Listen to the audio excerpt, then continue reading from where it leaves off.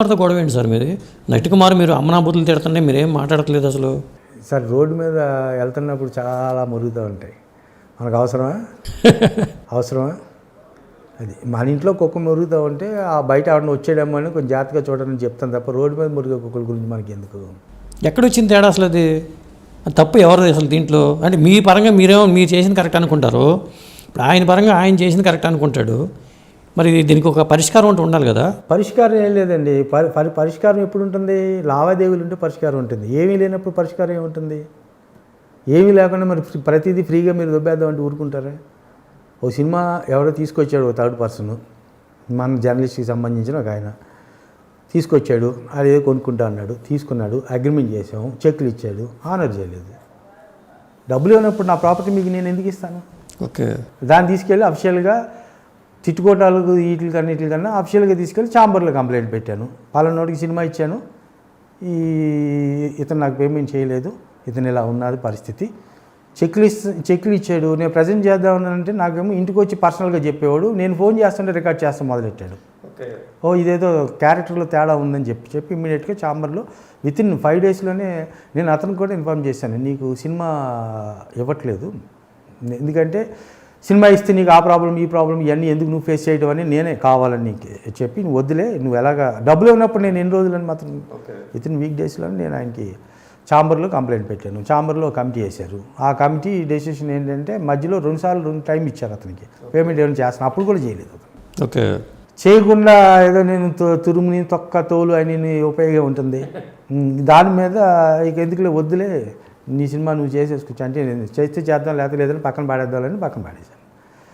తర్వాత నేను ఆ సినిమాని ఒకసారి చూసుకుని సరే దాన్ని ఏదన్నా బయట పాడేద్దాంలే ఏదన్నా అని చెప్పి డబ్బింగ్ స్టేజ్లోనే ఉంది కదా అని చూసి కొంచెం మార్పులు చేర్పులు చేద్దామని చెప్పి ప్రెస్ మీట్ పెట్టి ప్రెస్లో ఏ టైటిల్ అది? అప్పుడు ఫస్ట్ మేము అనుకున్నది వేరు, తర్వాత నేను 2 జల చేత అంటే 2 జల చేత పెట్టారు, ముందు పేరు పెట్టారు, అయినా ఇష్టం నాది అనేది చేసి నేను టైటిల్ అనౌన్స్ చేసి కంప్లీట్ చేసేద్దామని చెప్పి తీశాను. బయటికి తీసిన తర్వాత అప్పుడు ఏదో పెద్ద మొగోళ్ళకి వచ్చేసి అప్పుడు మొదలెట్టాడు ఈ పురాణం అంతా. ఓకే, ఆయన పేరు పెట్టి ఆయన రిలీజ్ చేస్తున్నాను చెప్పి ఆ యూట్యూబ్లో ఉన్నవన్నీ సైబర్ క్రైమ్ లాగా డౌన్లోడ్ చేసి మొత్తం అన్నీ వాళ్ళ పేర్లు మార్చేసి వాడి ప్రొడక్షను వాడి ప్రొడ్యూసరు అవన్నీ చేసి ఇచ్చేశారు.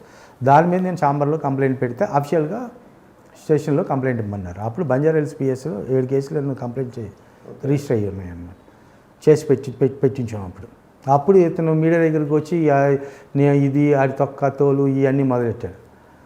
ఆ మురుగాటి మనం కూడా వెళ్ళి అంటే ఇప్పటికి పరిష్కారం ఇంకా కాలేదు. అది అతనితో నాకు పని లేదు, నా సినిమా నేను కంప్లీట్ చేసి వేరే వాళ్ళకి ఇచ్చేసాను, అయిపోయింది మ్యాటర్. ఓకే, జెమినీ ల్యాబ్ వాళ్ళకి ఇచ్చేసాను, ఇంకేముంది. ఇప్పుడు కీర్తి సురేష్ని ఎట్లా అప్పటికి ఇంకా తెలుగులో అమ్మాయి పరిచయం కాలేదు కదా? కీర్తి సురేష్ది నేను ఓ రోజు కృష్ణవంశీ ఆఫీస్కి వెళ్ళా. వంశీ నేను ఓ రోజు కూర్చుని లంచ్ చేస్తున్న టైంలో ఉత్తేజ్ ఆర్టిస్ట్ ఉన్నాడు కదా, వచ్చి అన్న ఈ రాంప్రసాద్ నీ కుర్రోడు దగ్గర ఒక మంచి లైన్ ఉంది ఒకసారి వినన్నా అన్నాడు కదా అని చెప్పి నేను రమ్మని మనం చెప్తే నా దగ్గరకు వచ్చి ఒక కథ చెప్పాడు. దాంట్లో నాకు ఒక లైను ఒక సీన్ ఒకటి బాగా నచ్చి ఆ సీన్ బేస్ చేసి కథ వెళ్తే బాగానే ఉంటుంది కదా చెప్పి అలా కూర్చున్నాను. అట్లా ఒక 7-8 నెలలు మన ఆఫీస్లో కూర్చున్నాడు అతను. ఓ 7-8 నెలలు కాదు ఇంక ఎక్కువ రోజులే కూర్చున్నాడు. కూర్చున్న తర్వాత సార్ సినిమా చాలా రోజులు అయిపోయింది సార్, కూర్చుని కొత్త వాడితో చేద్దామని ఎవరైనా అంటే అప్పుడు ఈ నవీన్ పట్టుకొచ్చాడు, విజయనగరంలో మన నరేష్ కొడుకు.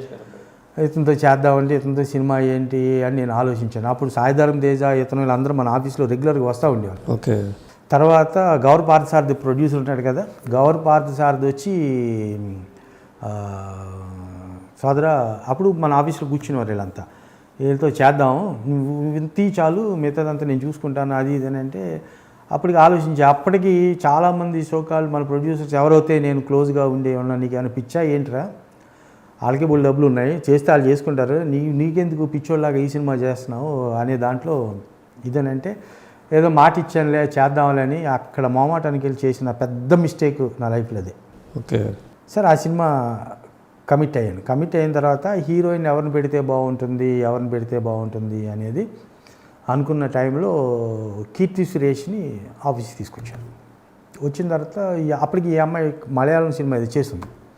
ఈ అమ్మాయి ఫొటోస్ అవి చూశాక బాగుంది. తర్వాత ఆఫీస్కి వచ్చింది, బాగుంది. ఈ అమ్మాయి ఫ్యూచర్ బ్రైట్ కానీ కనపడుతుంది, ఎక్స్ప్రెస్ హోమ్లీగా ఉన్నాయి, పెట్టేసుకున్నాను నేను. ఎక్కువ టైం కూడా ఇచ్చేయాలి. తర్వాత ఆ అమ్మాయిని ఫిక్స్ చేయడం జరిగింది.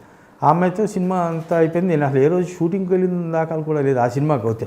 వాళ్ళందరూ ఏమన్నారంటే, మీరు సార్ మేము కొత్త జనరేషన్ యూత్ఫుల్గా మేము చేస్తాము, మీరు క్వైట్గా కూర్చోండి, దీంట్లో ఇన్వాల్వ్ కావద్దనని నేను ఫ్రీడమ్ ఇచ్చేసా ఫుల్గా. మీరు సరే మీరు కూర్చుని, ఎందుకంటే నవీన్ కూడా ఎడిటర్, మంచి ఎడిటర్ అతను.